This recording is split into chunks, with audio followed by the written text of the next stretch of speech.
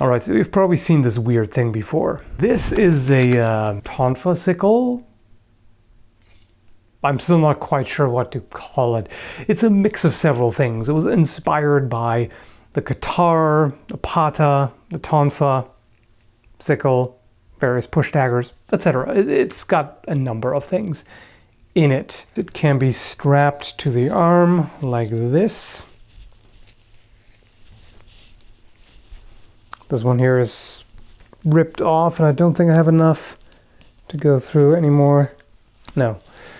So what you've got here is obviously a spike, and this is a completely rounded spike. This is actually for legality purposes in Canada because push daggers are prohibited and they're defined as a blade with the edge perpendicular to the handle. So the sharp blade on the sickle here is parallel to the grip and the perpendicular part is completely blunt. It's just a rounded spike, as you can see, and thereby perfectly legal. Bit of a loophole, but it works. And the push dagger prohibition is silly anyway. And then the arm guard here I designed to reach just a little beyond the elbow. So I have full coverage here. This could be used for blocking, and of course the rest here of the bar could be as well. And then there's a hook right here for control of an enemy's blade. Then obviously the scythe I made double-edged, so you have the option of slicing this way as well, or even just punching. That was my idea. If punching with the spike, if the spike misses, since that's just a small point, so it's easier to miss with a thrust since it's such a small area, or if it's being evaded, then there's still the sharp edge here that could potentially catch the opponent. Or, if it misses, you can potentially get them on the way back. Like I've pointed out in the video about sides, or will point out depending on which order I decide to upload these in, this is not an effective cut. It's just a simple pull like that wouldn't really do a lot. So this would be more for hooking, controlling the opponent's limbs or the weapon, things like that. And overall, weight-wise, you don't feel it. This is because you have quite a bit of mass right here beyond the grip. The balance is actually right on the grip, so that makes it very quick and easy to move. Doesn't take much effort at all, and it's still perfectly capable of delivering very powerful piercing chops, I guess you could call that. So striking the same way you would with a war pick is absolutely devastating. In the tests I did, it was kind of ridiculous, just how easy it was.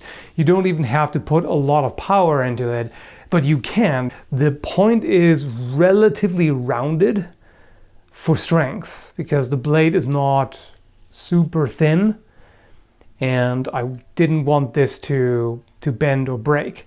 So it's sturdy enough for that. It wrecks a zombie head, no problem. And against the ballistic gel torso also, it was absolutely devastating. The spike as well, you can just put your entire body weight into it and really punch with it, and it is very effective in the thrust. So it definitely worked in the tests, but it's got certain drawbacks. Just like any specialized tool and any odd hybrid, there are going to be areas where it's less effective than the individual parts that it's made of, or even just another dagger or sword of a more conventional design. And those issues are, for one, the wrist is locked into the straight position. Just like with a Qatar or a Pata, I cannot bend the wrist. So that limits the range of motion, it limits the techniques I have available, and it also makes certain angles very difficult, if not impossible. For example, if I wanted to do a rising cut from the right side. This is almost impossible. This is extremely awkward. I can just about do it. If I'm not strapped in, let me see if I can even do it at all when it's fixed. Yeah, basically, no, not really. I have to bend it so awkwardly that I'm basically putting myself into a joint lock almost. So this is this is not a good biomechanical position at all. This is rather terrible, actually. A straight chop down from the right side is okay. Where it mainly shines is the backhand. This is extremely powerful and very easy to do. Regardless of angle, I can do the diagonal downward, I can do horizontal, I can even do the diagonal rising chop, no problem. It's really just the right side that's more problematic. And that's, of course, usually the side that you prefer to attack from if you're right-handed, at least with a sword. But this here, it's mainly limited to the diagonal. As far as reach is concerned, it's a bit of a mixed bag. When comparing to a falx with a curved blade, if I hold it, if I align the two grips, it looks fairly similar. Falx just reaches a little further. If I place myself outside of frame and without reaching or without leaning forward, this is my reach. With the falx, this is how far I could reach with a piercing slash or a thrust.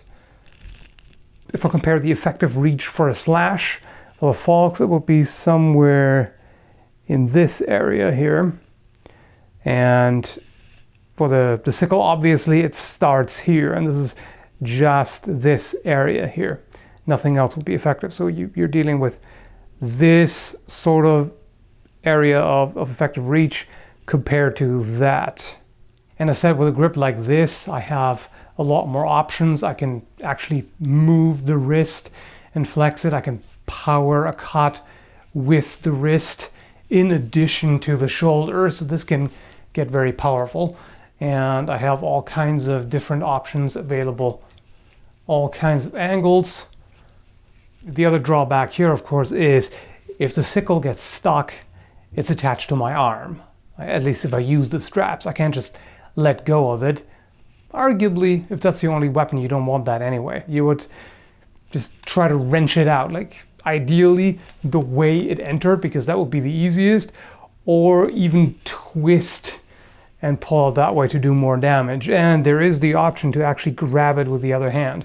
So if it gets stuck, you could just grab it and just wrench it out with both hands. It shouldn't be very difficult, actually. Even in the zombie head, it was not terribly difficult to get it back out. Also considering that overpenetration is limited in both directions. Both here, because this is as far as it goes. At this point, the blade will just stop it. So it's not terribly deep, but it's enough to get the job done in, well, I can't really say historical combat because it's not a historical design. Fantasy combat, I guess.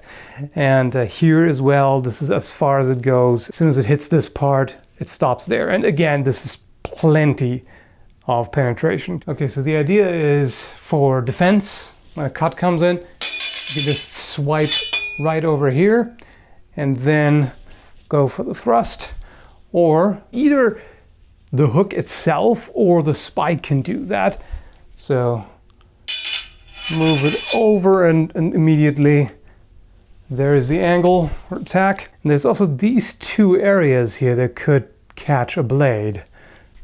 So I can catch it here, swipe it to the side. I can catch it on the other side and swipe in either direction, actually. So if you hold it out again, I can also swipe it over here because now I have control with the spike.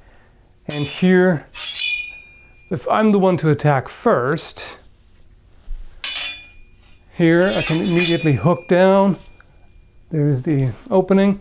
If they defend like this, again, hook, thrust. If anything goes wrong in my defense and I don't actually catch it here or swipe it, and all I can do is just raise up quickly to block statically, I have quite a bit of of space to work with here, even if it slides off. In fact, if it slides off, that would be quite good, because now we have this situation here. But it's not likely because the straps are there. That could actually be a problem if I were to block with this part and the straps get severed. It's of course not a good thing. So it would actually be good to have an extra metal plate on top, perhaps. Again, this is highly hypothetical, because obviously not gonna go to war with this nowadays. I wouldn't go to a riot either.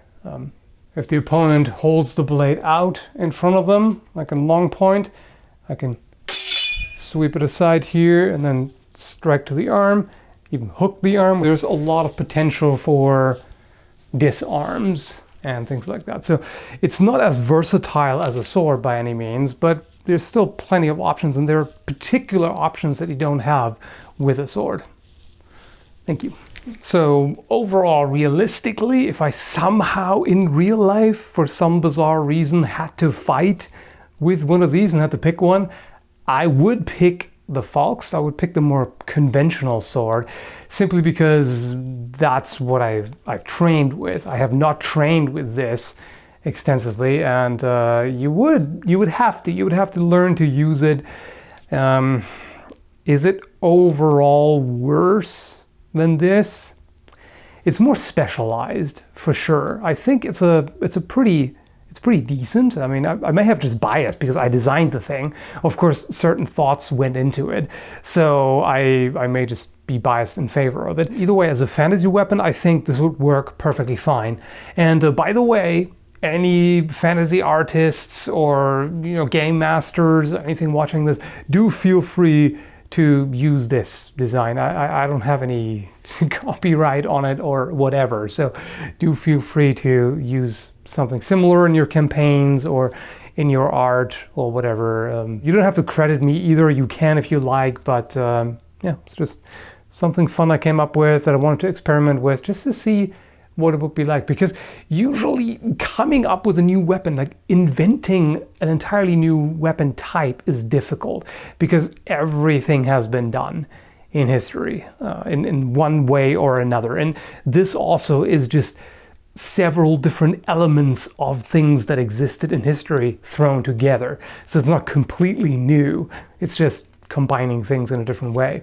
And it's generally difficult to invent something new that's actually practical, if it hasn't been done before. So I'm pretty pleased with how it turned out overall, and it's also very nice work. If you want to commission something from the same bladesmith, by the way, I'll leave the link down below. And that's about it for now. Hope you liked it. Thanks for watching, and have a good one, folks.